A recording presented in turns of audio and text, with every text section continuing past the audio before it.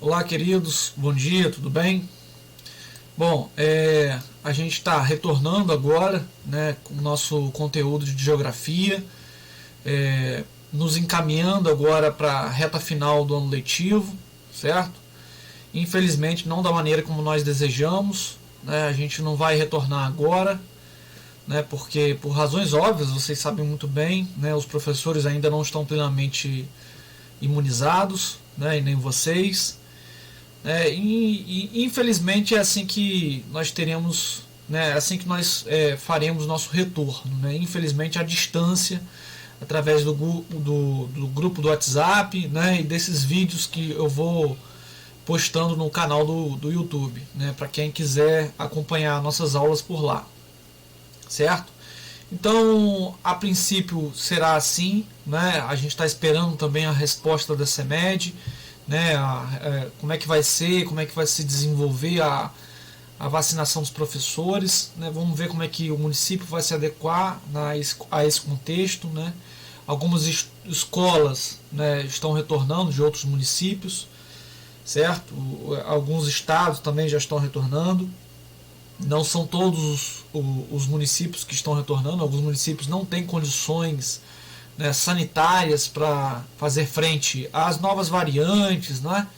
Então, infelizmente, o nosso município é um desses, e a princípio vai ser assim, né, à distância. É uma pena, é uma lástima. Eu também estou sentindo muita falta do meu ambiente quase que natural, que é a sala de aula, né? Foi para isso que eu estudei anos da minha vida. Mas é assim que vai ser, porque no final das contas o que mais importa são as nossas vidas, né? A minha vida, a vida dos meus familiares, sobretudo aqueles que não estão vacinados, não tomaram nem sequer a primeira dose, certo? É o caso da minha filha e muitos de vocês também, né? Muitos dos pais de vocês também, né? Dos familiares, aliás, de vocês. Então, infelizmente vai ser assim, à distância, tá bom? Bom, hoje, na verdade para mim é dia 3, para vocês eu posto esse vídeo agora no dia 4, né? 4 de agosto de 2021. Hoje nós estudaremos Estados Unidos, população e megalópolis, certo? Atenção nesse conceito novo que vocês estão vendo agora, que é megalópolis, né? Não sei se em outra oportunidade eu citei com vocês, né? Eu cheguei a trabalhar com vocês esse conceito, eu cheguei a explicar, mas a gente vai se debruçar daqui a pouco sobre isso, certo? Então vamos começando pela questão da distribuição da população no vasto território estadunidense, né? Os Estados Unidos são o país mais populoso da América. Eu já até deixei marcado aqui, ó, o país mais populoso da América e o terceiro do mundo. Ele é superado apenas pela China e pela Índia, certo? Tem uma população total de 324 milhões de habitantes. São dados de 2017. Bom, a população estadunidense se distribui de forma irregular, né, como acontece em toda parte do planeta Terra. A distribuição populacional, né, não se dá de forma homogênea, né, mas de forma muito... A população se concentra mais em algumas regiões, menos em outras, por diversas razões, né. No caso dos Estados Unidos, se concentra mais na região sudeste, tá, onde teve início a ocupação humana pelos colonizadores e cujo desenvolvimento urbano e industrial é superior ao resto do território estadunidense, né? Então a colonização estadunidense ela começa por aqui, né? Na região nordeste, na costa leste dos Estados Unidos, né? Voltado para o Oceano Atlântico, né? Sobretudo aqui na região nordeste. São as 13 colônias, tá, gente?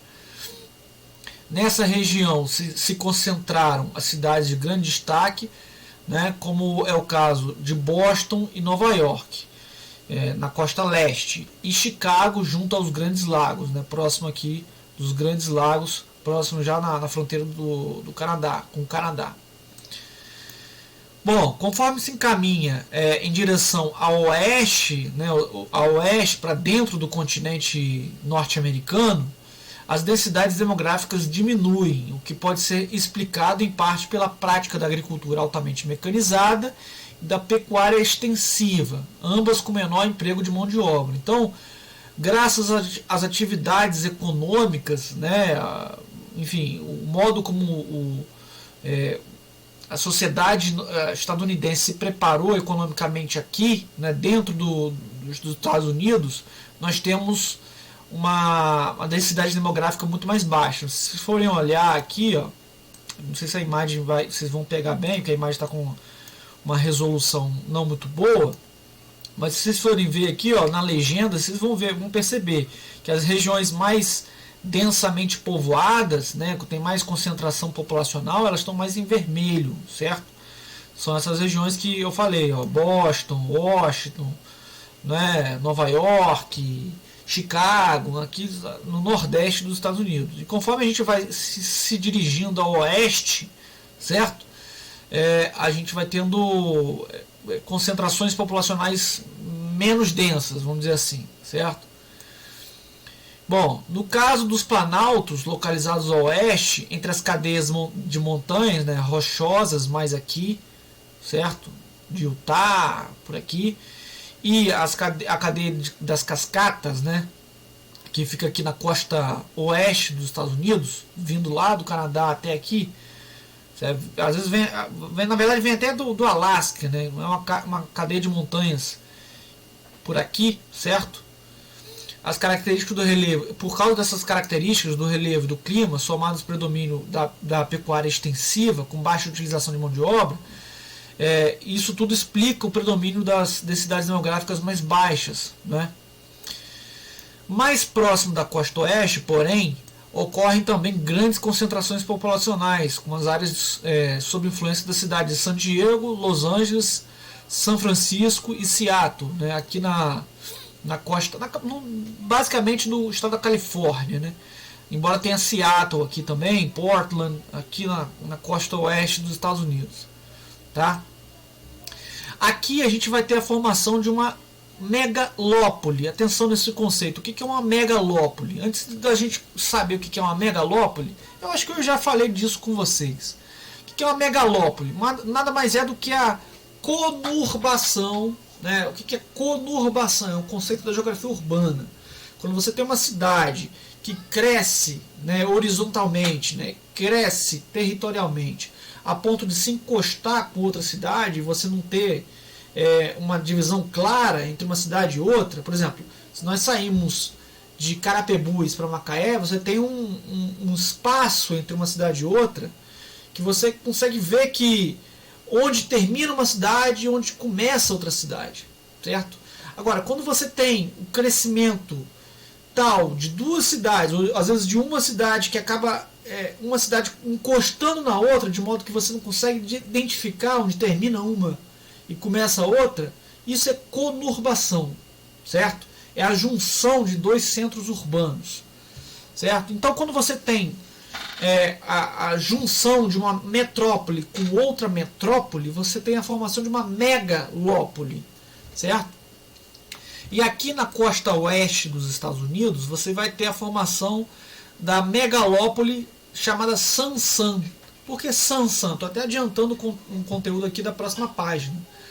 Geralmente a gente nomeia as megalópolis com uma parte do nome das duas metrópoles, né? Então nós temos a metrópole de San Diego, mais ao sul. Vocês vão ver aqui, ó, San Diego, bem próximo aqui do México, né, da Baixa Califórnia. Isso aqui pertence ao México. A San Diego com São Francisco. É quase que uma... Como é que vocês falam, vocês adolescentes? Chipar o nome de duas pessoas, né? Chipar dois nomes. Então é isso, é você juntar dois nomes. San Diego, São Francisco. Então San, né? A megalópole de San. Entre a cidade de San Diego ao sul e São Francisco mais ao norte, você tem várias cidades médias e pequenas, né, que quase que se tocam, às vezes se tocam, e fica difícil você viajando pela estrada, você identificar onde começa uma, onde termina a outra, certo? Então isso é uma megalópole, tudo bem? Bom, então vamos continuar aqui para vocês entenderem bem o que eu estou dizendo. Existem nos Estados Unidos cerca de 40 aglomerações urbanas com mais de 1 milhão de habitantes. Essa intensa urbanização acompanhou as fases da industrialização do país e deu origem a amplas malhas urbanas, resultante da união de várias metrópoles e centros urbanos secundários, cujos limites se interpenetram e formam um corredor urbano. Essas aglomerações recebem o nome de megalópolis, né? É isso que eu falei. Então, a interpenetração de centros urbanos, né, às vezes de mais de um centro urbano, formando um grande corredor urbano, isso é o que a gente chama de megalópole. Né? No Brasil, a gente tem a formação de uma megalópole que é a Rio-São Paulo, ligado pela Dutra, pela Via Dutra. Né? É uma rodovia, né, que liga a cidade do Rio de Janeiro a São Paulo. E a Dutra, ela, ao longo da Dutra, tem várias cidades médias, às vezes pequenas, né, que quase já começam a se tocar, quase formando um grande corredor urbano entre Rio e São Paulo. Então nós estamos na iminência, né, da formação da primeira megalópole brasileira, que é Rio-São Paulo, ligado pela Dutra. Né? Então, às vezes essas vias, né, o fluxo entre esses grandes centros urbanos faz surgir, né, ao longo dessas vias, centros urbanos menores, né, que acabam ligando esses grandes centros urbanos, né, formando uma megalópole, certo? Então essas vias acabam sendo importantes para a criação de novos espaços urbanos, né? Então, conheça aqui, a seguir, na verdade, algumas das principais megalópolis estadunidenses, né? Então aqui, em verde aqui nós temos San, né, de São Francisco a San Diego, passa por Los Angeles, enfim, várias cidades aqui do estado da Califórnia. Nós temos aqui Boswash, certo? Que liga a cidade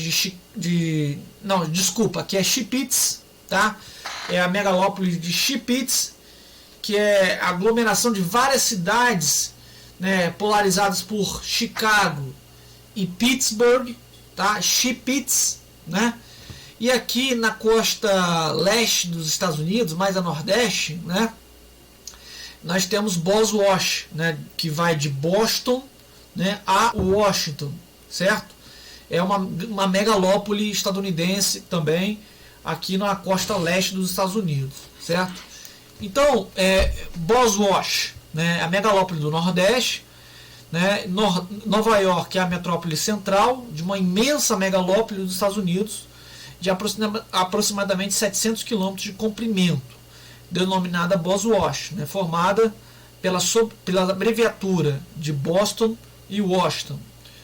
São pontos extremos da área pela qual se estende essa grande mancha urbana, né? Então, Boston mais ao norte e Washington mais ao sul, né? Essa megalópole é formada por Nova York, Filadélfia, Baltimore e atualmente avança sobre a cidade de Norfolk. Aí vivem mais de 50 milhões de pessoas, daí aquele dado que eu dei no início, né, de que é a região dos Estados Unidos que mais concentra pessoas, né, no país, né? Tanto é que de cada 6 habitantes do país, um mora nessa megalópole, né? Então, 1/6 da população estadunidense mora lá no Nordeste, mais especificamente na megalópole de Boswash. Com um notável e diversificado parque industrial, né? Vamos lembrar que foi a primeira região dos Estados Unidos que se industrializou efetivamente.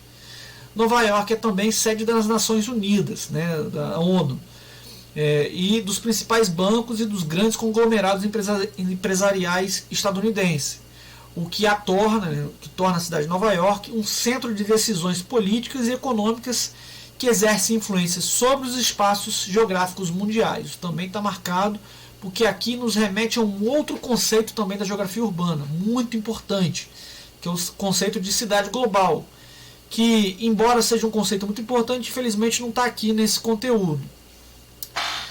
Vamos lá, na geografia urbana a gente tem aquilo que a gente chama de, embora no contexto atual de intensa globalização, de integração, né, dos espaços do mundo inteiro, ainda há, em alguma medida, uma certa hierarquia urbana, né?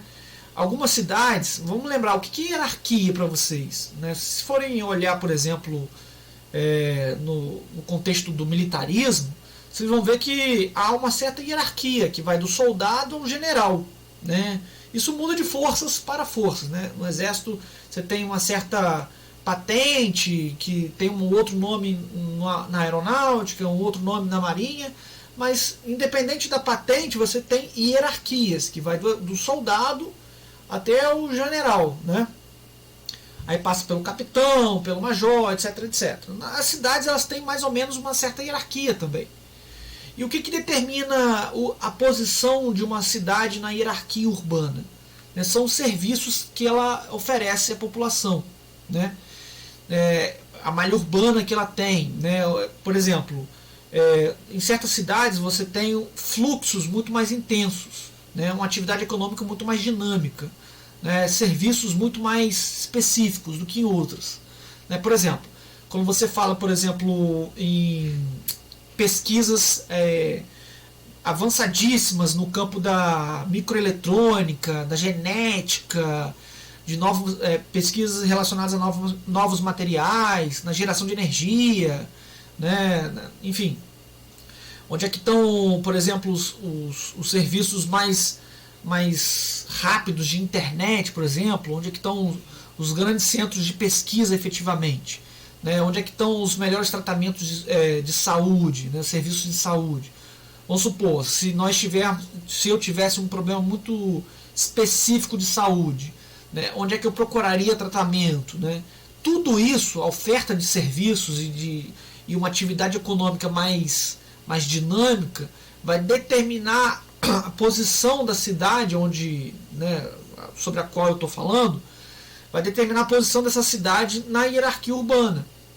Algumas cidades elas têm uma dinamicidade tão grande, uma dinâmica tão grande do ponto de vista da economia, né, do ponto de vista da produção de conhecimento, da produção de serviços de um modo geral, educacionais, de saúde, né, de uma série de outros serviços tão específicos e tão abrangentes, né, exerce uma influência tão grande dentro do país que elas acabam sendo classificadas como cidades globais. Às vezes essas cidades, aliás, elas são tão importantes que elas levam o nome de cidade global porque a abrangência, a importância delas, né, na verdade a influência delas, escapa ao país da onde elas estão. Você pega, por exemplo, a cidade de Nova York, sobre a qual eu estou falando agora. A cidade de Nova York ela exerce uma influência no mundo inteiro. Né? Tanto é que ela é uma cidade global de nível alfa. Né? Você tem cidades globais que não são tão importantes quanto Nova York. Você pega, por exemplo, a cidade de São Paulo, que, se eu não me engano, é beta. Né? Uma cidade, enfim, não é exatamente tão importante ou exerce a mesma influência, né, na mesma abrangência que Nova York. Né? Mas ainda assim é uma cidade que influencia para além do Brasil. Né? Ela oferece serviços tão específicos que muitas das vezes pessoas de outros países vêm buscar esses serviços em São Paulo. Um certo tratamento de saúde, né? Ou para, enfim, vamos supor que eu tenho um veículo muito raro, eu sou um milionário e quero fazer a manutenção da minha Ferrari em uma determinada oficina mecânica especializada. Né? Não é em qualquer lugar, não vou em Macaé, não vou em Carapebus. Sem fazer qualquer juízo de valor, tá, gente? Por favor. Então eu vou nas cidades que oferecem esse tipo de serviço. Né? Geralmente essas cidades também, como eu falei, têm uma economia mais dinâmica. Então, exatamente por isso, elas também atraem muitos trabalhadores. Né? Então, elas são cidades populosas, certo? Bom, enfim, então, esse trecho que eu gravei aqui, ó, centro de decisões políticas e econômicas, e que exerce influência sobre os espaços geográficos no mundo inteiro. Isso é o que caracteriza as cidades globais. Então, Nova York é uma cidade global. Então eu preciso aqui, ó, seria interessante eu puxar uma setinha aqui e dizer cidade global, né? Vou fazer isso agora. Vamos fazer isso aqui, ó. Este é o conceito de cidade global. Muito bem. Beleza, galera? Então, ó, tá aí. Muito bem, vamos dar continuidade. Chipits, que é outra megalópole, né, que é essa região altamente urbanizada aqui que liga a cidade de Chicago e Pittsburgh, né? A megalópole dos Grandes Lagos, né? A megalópole dos Grandes Lagos é outra enorme megalópole americana denominada Chipits, né? Nome formado pela abreviatura de Chicago e Pittsburgh. Estende-se de Chicago, a metrópole central, a Pittsburgh, abarcando ainda Cleveland e Detroit, né? Veja bem, essa região aqui, gente, foi a região que primeiramente se industrializou nos Estados Unidos, né? Vamos lembrar que lá no século XIX, quando os Estados Unidos começam a se industrializar, a gente tinha basicamente duas. Essa divisão, inclusive, ela se mantém ainda, assim, de alguma maneira, ainda se mantém na sociedade dos Estados Unidos. Nós tínhamos o norte mais liberal, que buscava mais. Não que o sul não fosse liberal, atenção, o sul também se pautava pelo liberalismo econômico, né? Mas o norte era mais, digamos assim, voltado à industrialização, certo? Enquanto o sul se voltava mais para as atividades agrárias, né? Para a produção agrária, certo? O sul escravista, enquanto o norte estava mais propenso à utilização de mão de obra assalariada, certo? E graças a essa divisão muito bem marcada na sociedade, também muito bem marcada no território dos Estados Unidos, né, eles acabaram encampando uma guerra civil, né, quando Abraham Lincoln, né, um presidente representante dos estados do norte, né, era um republicano, ele decide impor, né, o fim da escravidão. Obviamente que os estados escravocratas do sul, que também se pautavam pelo liberalismo econômico e principalmente pelo princípio da defesa da liberdade, né, e da propriedade, né, liberdade para os brancos, atenção, liberdade para os brancos, né, donos das terras, né, liberdade para fazer com a sua propriedade o que bem entendessem. E eles consideravam, obviamente, infelizmente, na verdade, os negros como parte da sua propriedade. Então eles não aceitavam os estados do norte dizerem o que eles deveriam fazer com a sua propriedade. E isso incluía, inclusive, a sua mão de obra, certo? Que eram parte do seu espólio, da sua propriedade. Então isso acabou gerando uma guerra civil, né, que durou 2 ou 3 anos, não lembro exatamente quanto tempo, não sou professor de história, mas, bom, isso acaba, digamos assim, gerando ecos até hoje, né? Até hoje nós temos uma divisão na sociedade norte-americana entre os mais conservadores, vamos dizer assim, e os liberais, né? Hoje, inclusive, se inverteu. Antigamente eram os republicanos, os mais, digamos, muitas aspas aqui, porque esse seria um conceito mais para os dias presentes, para os dias atuais.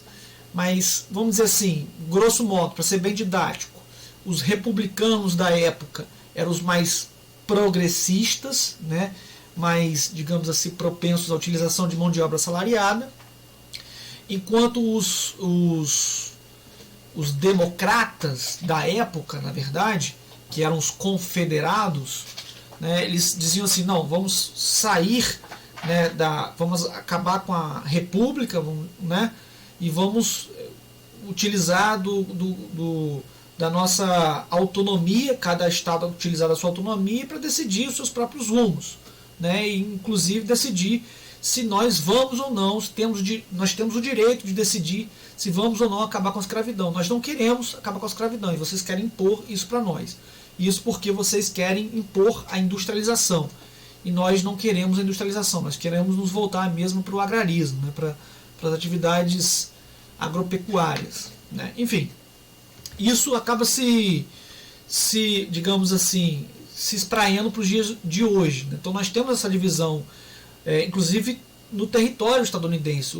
Até hoje, o sul dos Estados Unidos, embora isso já tenha mudado bastante, né, mas até hoje você ainda vê ecos disso, né. No sul dos Estados Unidos ainda temos uma parcela do território mais agrária, vamos dizer assim, embora você tenha centros luminosos, né, centros mais urbanos, mais dinâmicos, mas você tem estados mais agrários, né, uma população ainda mais conservadora, digamos assim, enquanto no Nordeste, sobretudo no Nordeste dos Estados Unidos, você tem uma população, primeiro, um espaço mais dinâmico, né, mais industrializados, por assim dizer, e com uma população, digamos, mais progressista, né, mais voltada, digamos assim, para o liberalismo, certo? Bom, mas dando continuidade aqui, isso foi só um parênteses. Eu fiz esse parênteses todo para explicar por que nós temos duas grandes concentrações industriais e urbanas aqui. Porque isso é eco do passado. Foi aonde começou a industrialização americana, lá no século XIX. Né? Pois bem, então isso explicaria por que nós temos duas grandes aglomerações urbanas aqui. Vocês reparem que nós temos aqui aglomerações urbanas e aglomerações inclusive populacionais. Lembra que eu falei que 50% não, desculpa, 1/6 da população americana está aqui, né? 1/6 está aqui, ó. Isso tem um fundo histórico, tá bom? Bom, dando continuidade, nós temos Chipit, sobre o qual eu já li, e Sansan. Sansan é essa que eu já falei, né? Aqui na costa oeste dos Estados Unidos, que é uma aglomeração urbana mais recente, tá? A partir da segunda metade do século XX, os Estados Unidos passam a investir mais em outros ramos, digamos assim, de pesquisa, né? E estimular mais a integração do território estadunidense. Então, vão surgir alguns centros urbanos, né, estimulados por grandes centros de pesquisa aqui na costa oeste dos Estados Unidos, né? Os Estados Unidos estavam de olho também na bacia do Pacífico, no Japão, né, novos mercados aqui, por exemplo, os tigres asiáticos, né, enfim. Então, por uma série de razões, os Estados Unidos acabam decidindo levar também mais dinamismo econômico para outras regiões do território, né. Então vão se formar aqui grandes aglomerações, uma grande aglomeração aqui. Aqui também vai surgir uns centros importantes, urbanos, né, formando um novo cinturão industrial que a gente chama de Sunbelt. Né? Por que Sunbelt? Isso a gente já viu. Sunbelt porque é uma região dos Estados Unidos mais, digamos assim, mais quente, né? E também mais recente, né? Na verdade, isso não tem nada a ver com o nome, mas é mais recente, né? É mais da segunda metade do século XX para cá, tá bom? Então, Sansan, que é a megalópole da costa oeste, na costa oeste dos Estados Unidos, quando vista em conjunto com a cidade de São Francisco, San Diego e Sacramento, Los Angeles, forma-se uma megalópole dinâmica denominada Sansan, cujos os extremos são as cidades de São Francisco e San Diego. Né? Los Angeles é a segunda maior metrópole dos Estados Unidos e a maior cidade do estado da Califórnia. Certo? Aqui nós temos a vista aérea, né, do Distrito Financeiro de Nova York, né, nos Estados Unidos. Nova York está aqui na costa leste, tá bom? Aqui, ó, Nova York, certo? Concentra aqui mais de 10 milhões de habitantes, né? É também uma mega cidade. Atenção, megalópole é uma coisa, mega cidade é outra. Mega cidade é aquela cidade que tem, na verdade o critério é só populacional. Mega cidade é aquele centro urbano que concentra mais de 10 milhões de habitantes. Ponto. Certo? Esse é um outro conceito de geografia urbana. Então, Nova York, por esse critério, seria uma mega cidade, né? Além de integrar uma megalópole, né? Porque está nessa mancha urbana, nesse corredor urbano, que vai de Boston a Washington, né? Formando a Boss-Wash.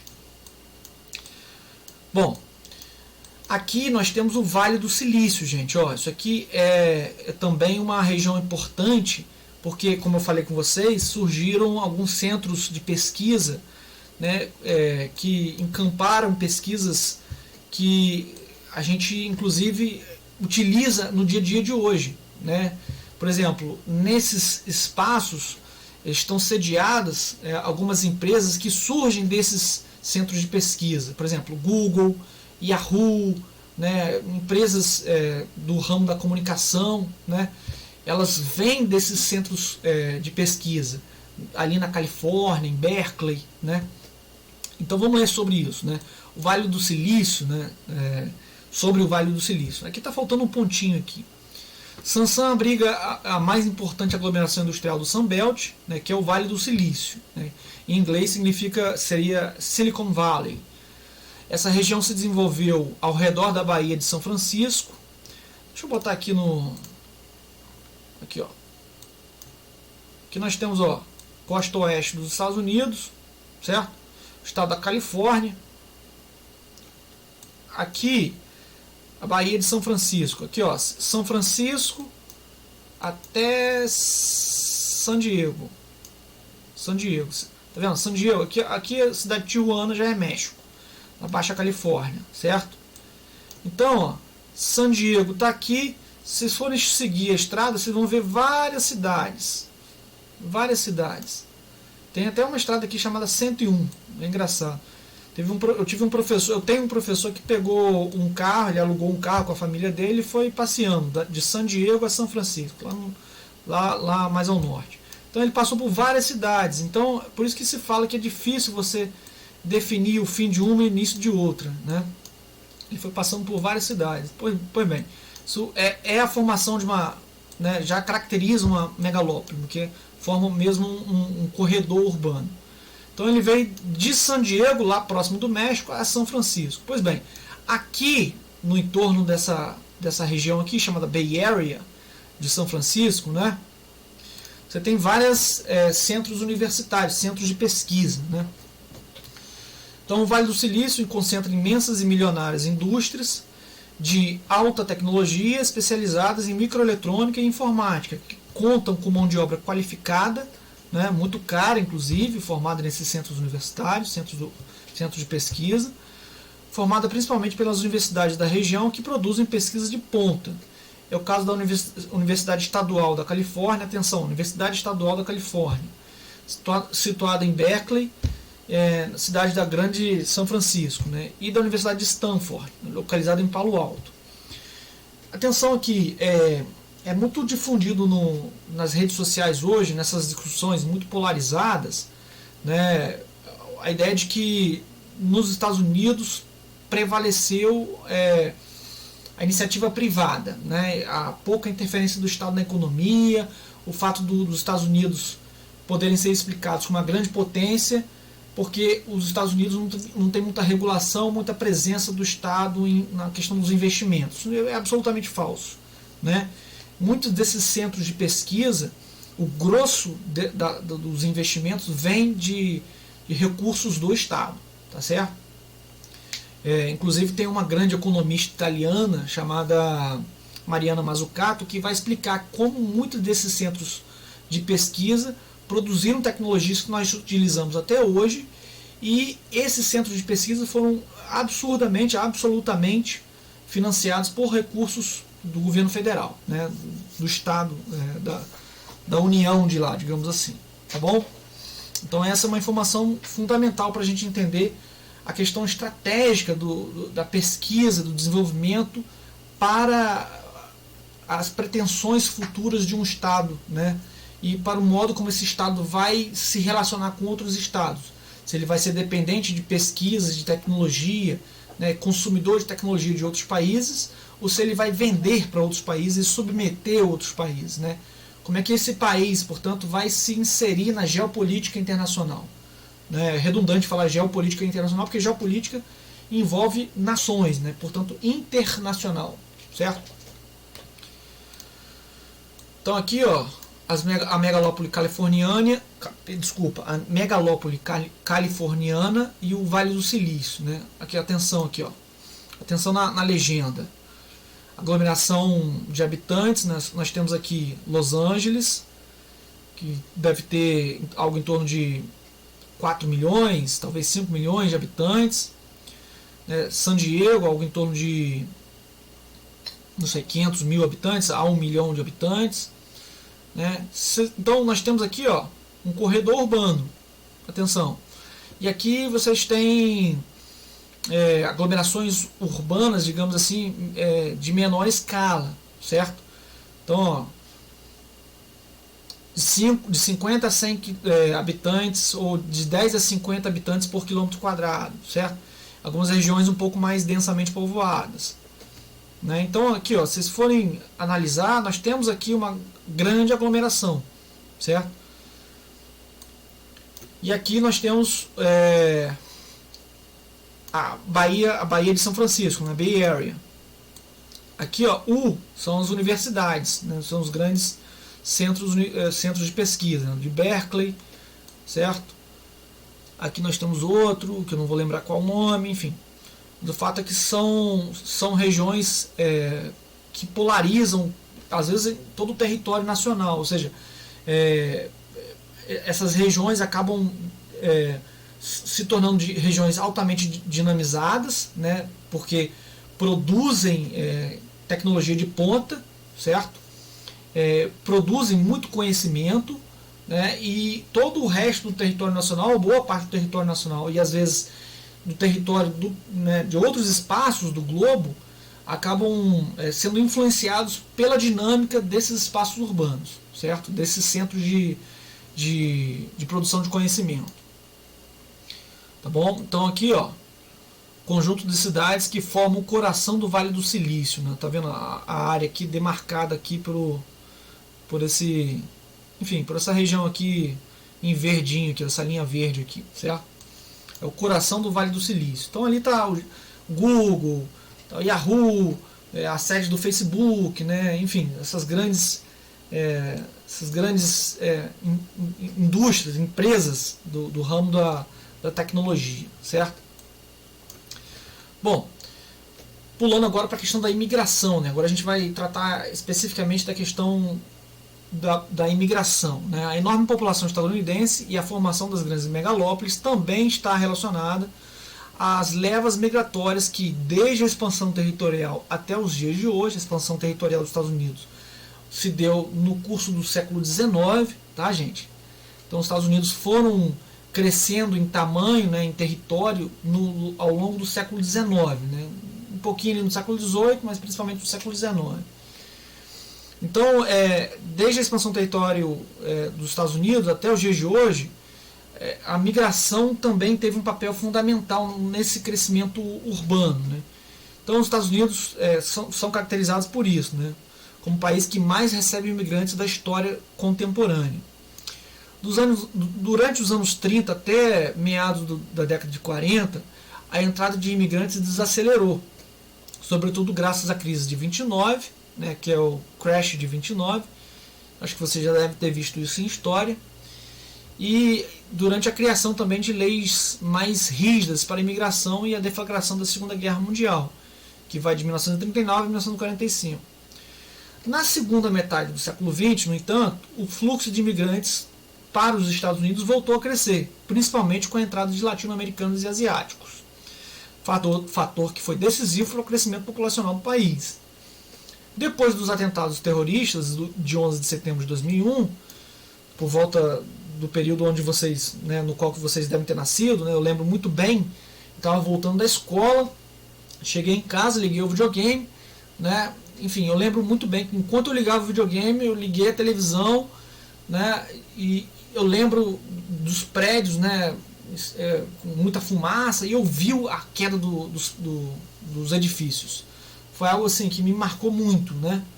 Até hoje eu lembro muito bem, e tem vídeos inclusive no YouTube para quem quiser, enfim, ver o que aconteceu naquele dia, né, no fatídico 11 de setembro de 2001, né, quando a Al-Qaeda, esse grupo terrorista, né, chefiado por Osama Bin Laden, sequestra uma série de aviões nos Estados Unidos e joga esses aviões contra alvos estratégicos, né, dos Estados Unidos, né.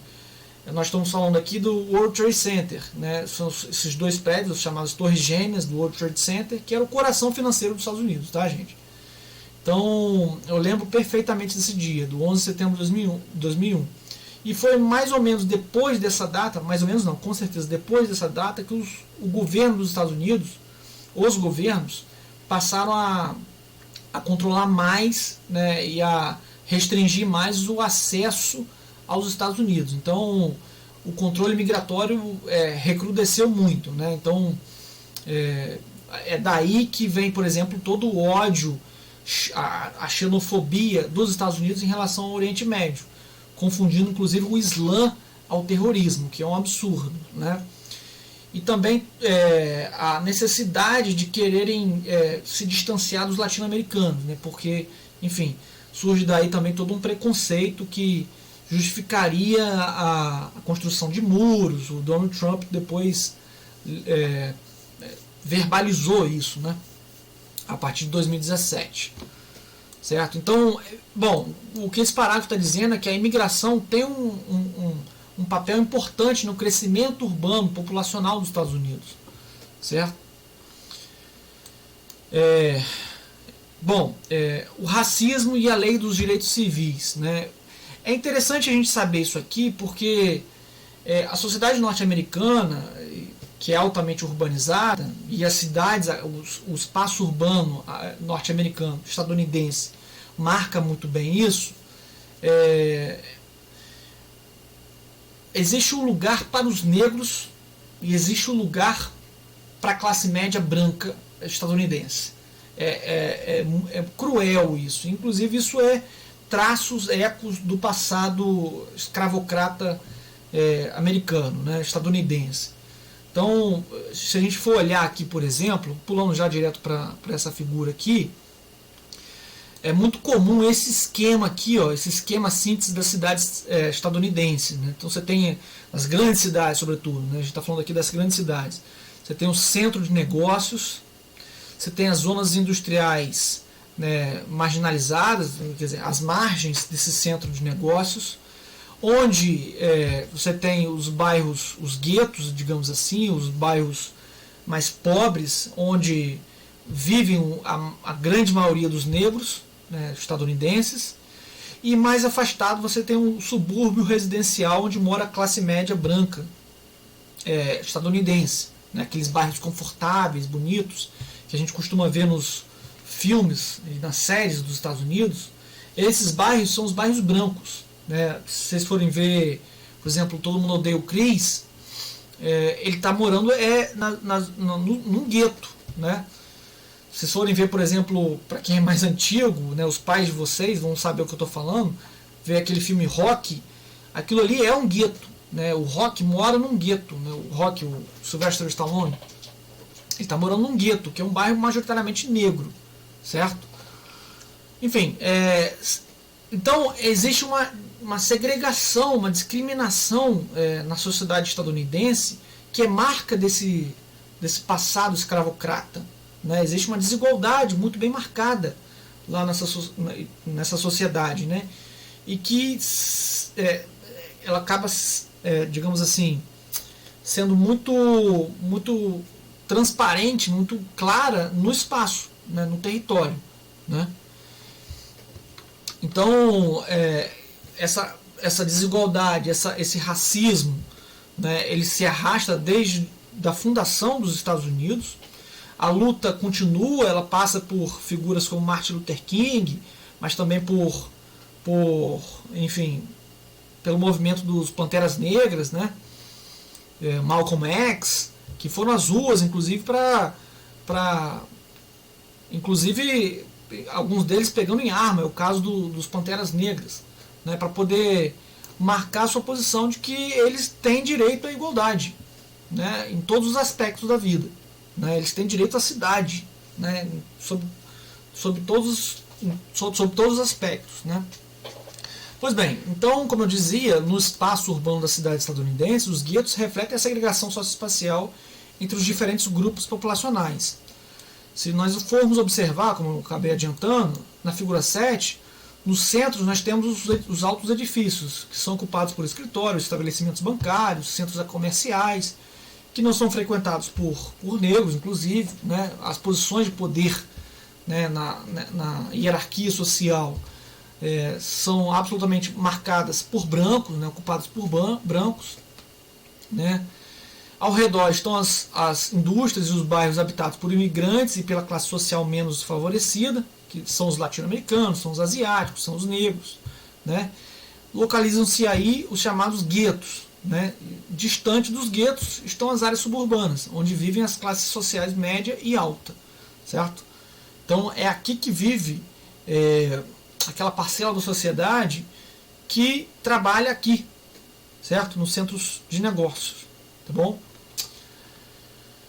Bom, já pulamos para a figura 8, para a gente interpretar isso aqui, população imigrante dos Estados Unidos em estado de pobreza, né? Então você tem aqui, ó, a população total dos Estados Unidos, nós temos duas retas, né?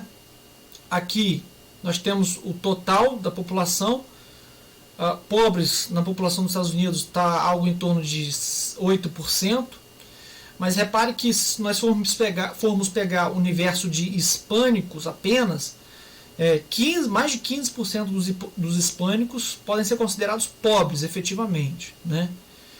Os negros mais de 10%, os asiáticos menos de 10%. Reparem que os negros, apesar de serem nativos, quer dizer, são estadunidenses, nasceram lá, a maioria, quer dizer, desculpa, mais de 10%, até mais do que o universo de asiáticos, mais de 10% dos negros podem ser considerados pobres. Os asiáticos menos de 10%, talvez 7%.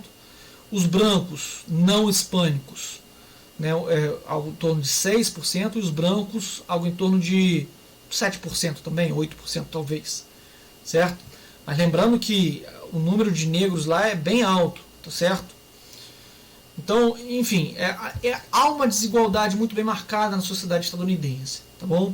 E é isso que esse trecho aqui do nosso conteúdo quis deixar claro para vocês. Essa desigualdade, inclusive, ela se traduz no nível do espaço, né, do território mesmo.